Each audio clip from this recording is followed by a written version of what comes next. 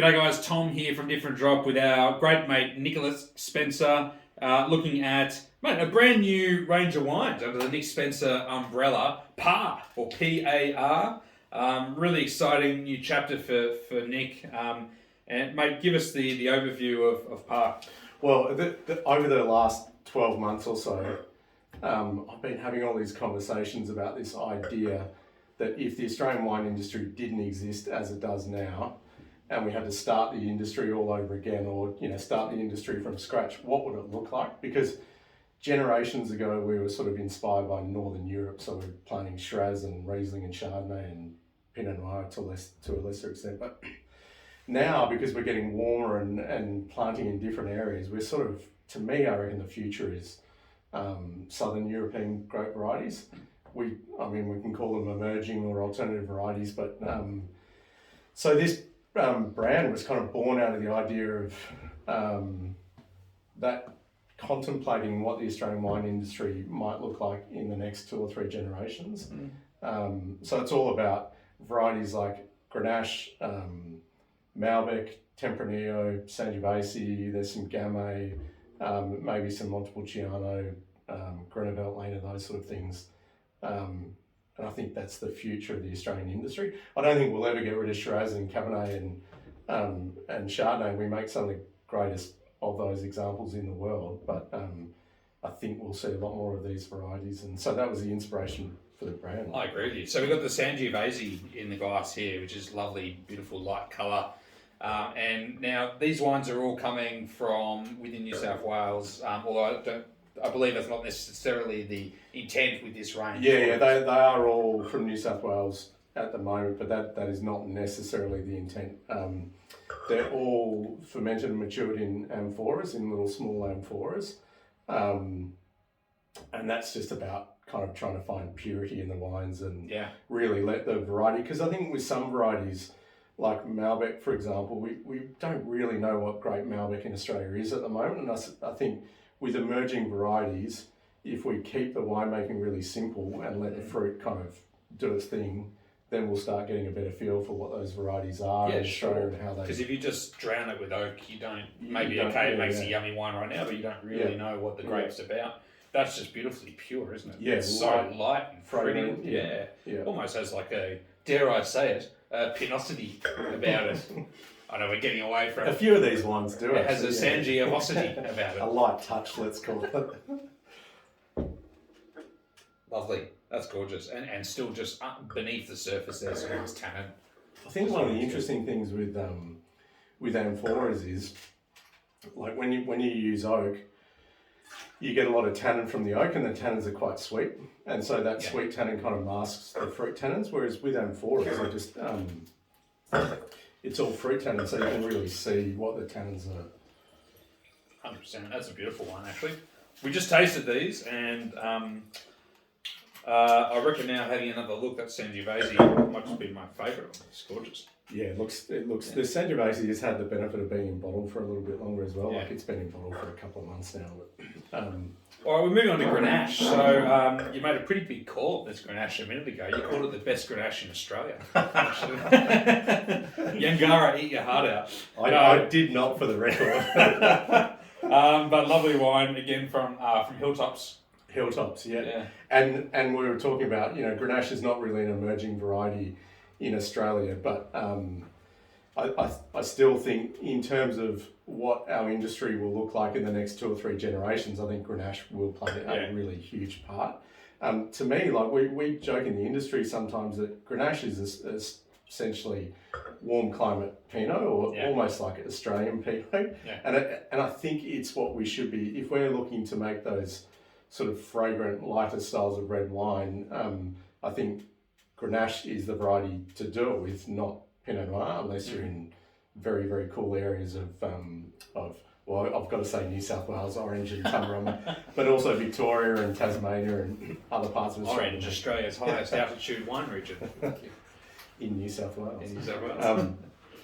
But yeah, I think the idea is, like, we should be able to make kind of, this to me is Australian Pinot, like it's light and fragrant and pretty and spicy and but with a variety that can grow in the heat, that you can dry grow, Doesn't need as much water. Yeah. That's lovely. Has that classic Grenache nose or red fruits, kind of slightly candied, very smooth, velvety kind of palate. Easy to drink. You could probably, both these first two wines, you could chuck in the fridge. Yeah, 20 absolutely. minutes. Yeah. Unreal, mate. Jeez. Just when I thought you couldn't do anything else, you're going to drop this on us. What have we got now? Tempranillo. Nick called me about a month ago. He's like, "Oh, I'm thinking about. I got this new range of wines I want to do. It's a cool idea with some alternative variety stuff. It should be really fun." I'm like, "Oh, it sounds good." He's like, "Yeah, I'm playing with the branding." I'm like, "Cool. So is this for like next year or the year after?" He's like, "No. I've got it all in bottle and I'm releasing it in a fortnight." It's pretty fun coming up with a concept and seeing it through. The winemaking, like getting the wine into bottles, not the hard part, but everything else involved in a particularly when you don't have to do it yourself. Tempranillo, yeah, just nice, juicy, slurpy bit of tannins. Yeah. It's a funny variety, Tempranillo in Australia. It's I still feel like we don't really know what it is, and I think the best examples now are just those nice, pure, red fruited. Juicy kind of styles. Yeah. And I think it is a variety that does very, very well in amphoras or in stainless steel or sort of neutral oak. I really don't think it's a variety that needs oak. I couldn't agree more. These are gorgeous, mate. Just actually letting them sit in the glass a bit and having tasted them before, there's a real freshness and vibrancy to the wines, isn't there? Like there's ripeness. Yeah. The alcohols are moderate. What are they all around? Sort of 13. 13-ish, yeah. Oh, what a coincidence! They're all exactly 13. That worked out well, didn't it? Saved on label costs. But lovely, fresh, mid-weight styles. And I think the amphora contributes to that. From my experience, you don't see that kind of richness and that heaviness of oak that can just pull a wine down. They stay right up here. You don't get you get vitality from amphoras and all this energy, but you don't get the tannin maturation doesn't happen as quickly because it's less oxidative than barrels, and so they're these really vibrant aromatic wines, but they still have tannins. That's got loads of tannin in that. Yeah, but it's fruit tannin. Mm-hmm. It feels natural. Mm. These aren't natural wines. I can't be clear. These are absolutely smashed with chemicals. Just industrial. And Malbec. So is it true that you went to Argentina to make this wine? Yeah, that's didn't Ben Edwards and Dan Sims went to Argentina to make a Malbec many years ago. Did they? I don't know. I can't remember. It was like the Malbec Mendoza project or something. Right. Malbec. I was joking to someone the other day.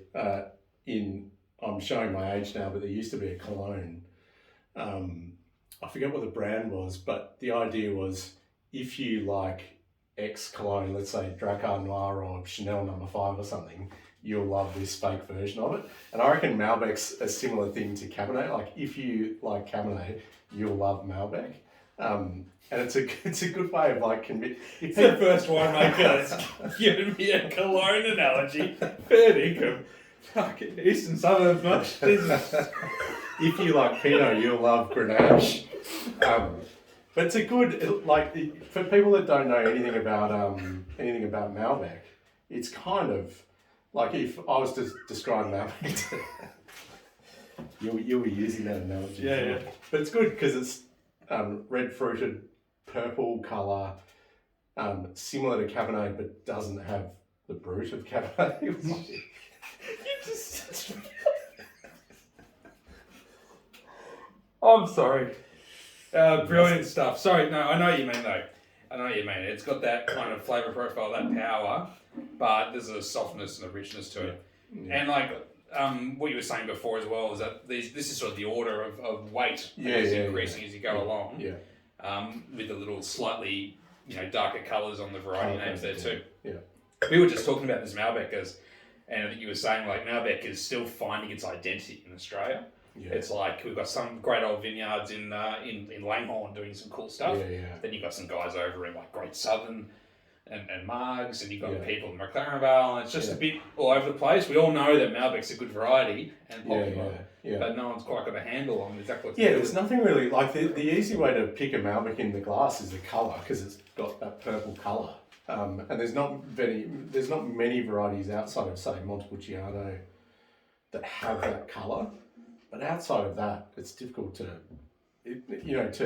characterise Malbec. It's got, quite often you see that bay leaf kind of dried herb character in it, but it's not like dried herbs or leafiness that you see in Cabernet. It's just that nice, juicy. Yeah, but it looks like it's within the family, doesn't it? It's like a cousin. Yeah. Which well, you can see why Malbec is blended with Cabernet, because it kind of... Again, though, that's gorgeous. Like, it's got a definite richness, or not richness, plushness to it, but doesn't feel heavy. It's a great line for wines, Nick. Really exciting, and obviously going to continue to evolve the range with new varieties. Yeah. And I think it's an extremely relevant project in the Australian wine landscape. Trying to look at the future. Yeah. Well, hopefully it kind of, like I said, it was sort of born out of the idea that we were talking about, where we'd been in the past, and the rationale for planting certain varieties many generations ago, and now what's happening in the wine industry, and that they are completely, there's not a huge amount of Cabernet or Shiraz being planted now in Australia, or there's plenty of Chardonnay in cooler areas being planted, but now when people are talking about grafting, it's Monty, Neradavla, Grenache, Malbec, Gruner, all these Fiano Vermentino, Grenache Blanc, Pinot Blanc, all these varieties that arguably grow a little bit better in Australia than varieties that grew pretty well generations ago. And now that the market and understanding for these wines is increasing as well, it's an easier decision to make. Yeah. You would never consider the idea of 15 years ago putting a Tempranillo bottle or a Malbec, whereas now there's that thirst for interesting wines, and you've got this confidence that you'll be able to sell them through you guys. Through us, that's right. Coming soon to an internet. Coming soon to an internet near you. And keep an eye on P.A.R. Just small batch releases, but very, very exciting. And for every dozen you purchase, Nick's going to throw in a bottle of Chanel No. 5 as well. So. I thought you were going to say Dracar Noir. I don't even know what that is. Anyway. You do. Good on you, mate. Cheers, everyone. Cheers. Thanks, bye. Fuck you, know, you had me there, mate.